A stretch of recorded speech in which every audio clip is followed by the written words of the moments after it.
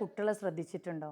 അവർക്ക് നമ്മൾ പി.ടി സമയം, അതായത് സ്കൂളിലാണെങ്കിൽ പി.ടി എന്ന് പറഞ്ഞിട്ടൊരു പിരീഡ് കൊടുക്കും. ആ സമയം നോക്കിക്കഴിഞ്ഞിട്ടുണ്ടെങ്കിൽ ഒട്ടുമിക്ക കുട്ടികളും ക്ലാസ്സിൽ നിന്ന് പുറത്തിറങ്ങൂല. ആ സമയത്ത് നമ്മൾ അവരോട് പോയി ചോദിച്ചു കഴിഞ്ഞാൽ മനസ്സിലാക്കാൻ പറ്റും അവർക്കിതിലൊന്നും താല്പര്യമില്ല. നമ്മൾക്ക് കിട്ടുന്ന ചാൻസ് നമ്മൾ മാക്സിമം ഓടാനും ചാടാനും, കാരണം ആ ഒരു പിരീഡ് എന്ന് പറഞ്ഞാൽ നമുക്ക് അത്രയും ഭയങ്കര സന്തോഷമാണ്. പുറത്തിറങ്ങിയിട്ട് കളിക്കുകയാണല്ലോ.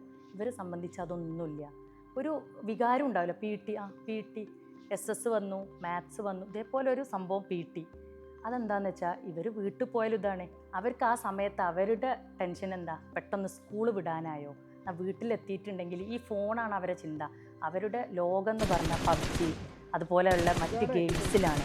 അപ്പോൾ അതുകൊണ്ട് അവർക്ക് ഇത്തരത്തിലുള്ള അതായത് ശരീരം അനങ്ങിയിട്ടുള്ള, അല്ലെങ്കിൽ അവർക്ക് ഫിസിക്കലി എൻഗേജ്ഡ് ആയിട്ടുള്ള ഒരു കളികളും കളിക്കാൻ ആഗ്രഹമില്ല.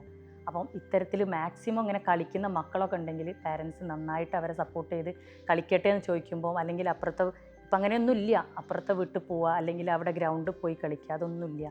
കുട്ടികൾക്ക് ഇത്തരത്തിൽ കളിക്കാനുള്ള അവസരങ്ങൾ വീടിൻ്റെ അടുത്തോ ഗ്രൗണ്ടിലൊക്കെ ആയിട്ടുണ്ടെങ്കിൽ പാരൻസ് മാക്സിമം അവരെ സപ്പോർട്ട് ചെയ്യുക.